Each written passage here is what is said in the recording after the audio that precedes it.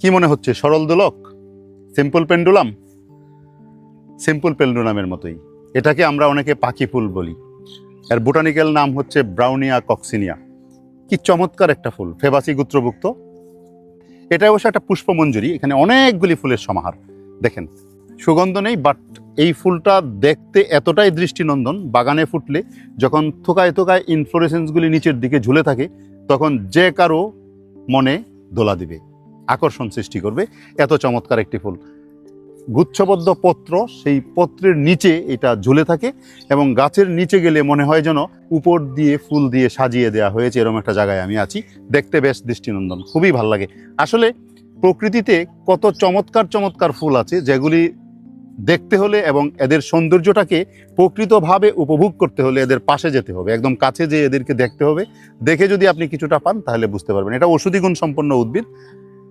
বিশেষ করে বাংলাদেশের বিভিন্ন অঞ্চলে এটাকে ঔষধ হিসাবে ব্যবহার করা হয়। পেটের পীড়া, পেটের ব্যথা, বাতের ব্যথা এবং পেটে যদি কখনো পেইন হয়, সেই ক্ষেত্রে এটাকে ব্যবহার করা হয়ে থাকে লোকজ চিকিৎসা হিসাবে। সুতরাং এটা যেহেতু লোকজ চিকিৎসায় ব্যবহার করা হয়ে থাকে, তাই যে কেউ ইচ্ছা করলে এটাকে ঔষধ হিসাবে ব্যবহার না করাই ভালো। এটা ব্যবহার করতে হলে অবশ্যই একজন চিকিৎসকের পরামর্শ নিয়ে করা উচিত।